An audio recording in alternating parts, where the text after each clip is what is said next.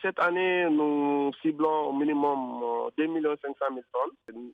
La transition a déjà l'ambition de mettre fin à l'augmentation drastique de l'importation du riz en Guinée. Dites-nous, est-ce que le prix du riz commence à bouger ou pas, à prendre de l'ascenseur ou pas? Parce qu'on a des témoignages comme quoi le sac de 100 kilos, le prix du sac de 100 kilos, le prix du sac de 50 kilos commence à grimper. Merci beaucoup. Bien. Le prix du riz en Guinée est le plus stable, certainement l'un des plus stables, peut-être le plus stable en Afrique. En tout cas, au pire des cas, nous sommes parmi les 3 pays les plus stables en termes de maîtrise des prix depuis l'avènement du CNRD. Vous pouvez comparer à tous les pays que vous connaissez. Le prix n'est pas en train d'augmenter et il faut sincèrement féliciter le ministère de l'économie et celui du commerce pour cet exploit. Et sans penser à ce qui se passe en Inde, la transition a déjà l'ambition de mettre fin à l'augmentation drastique de l'importation du riz en Guinée. Ouais. Et graduellement, ces dernières années, chaque année, notre importation augmente d'environ 100 000 tonnes. Chaque année. Si on est à 600 000 tonnes cette année, l'année prochaine, on est à 700 000 tonnes, on est à 800 000 tonnes. Donc, en moyenne, notre importation a réellement augmenté de 100 000 tonnes chaque année. Et aujourd'hui, nous sommes à 800 000 tonnes de riz importés par an, ce qui est extrêmement élevé, mais ce n'est pas l'une des plus grandes importations en Afrique de l'Ouest. Il faut faire attention, on ne se compare même pas un peu au Sénégal, à la Côte d'Ivoire ou au Nigeria en termes d'importation du riz. Même au Burkina, ils importent largement plus de riz que nous. Donc, une chose importante, le Nigeria est le plus grand producteur de riz en Afrique de l'Ouest, mais je ne veux pas dire que le Nigeria n'importe pas. Le Nigeria importe largement plus de riz que la Guinée. La Guinée est deuxième producteur de riz en Afrique de l'Ouest, ne veut pas dire que la Guinée s'autosuffit. Ouais. Nous produisons beaucoup, mais ça ne suffit pas pour nourrir nos populations. Mais en termes de possibilités de proximité à l'autosuffisance en riz, je n'ai pas dit autosuffisance alimentaire, parce que le riz n'est pas le seul aliment. La Guinée a plus de chances d'atteindre l'autosuffisance en riz que beaucoup d'autres pays.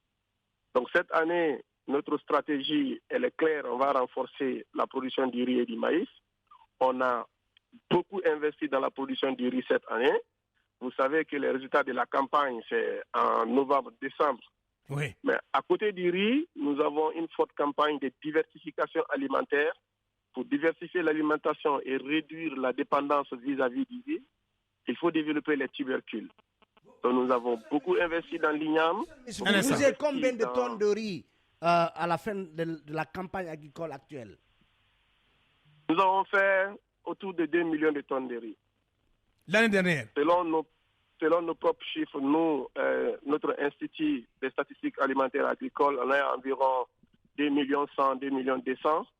Selon le chiffre des gouvernements américains, je ne sais pas sur quelle base ils font leurs chiffres, on est à 1 million 950, environ 2 millions.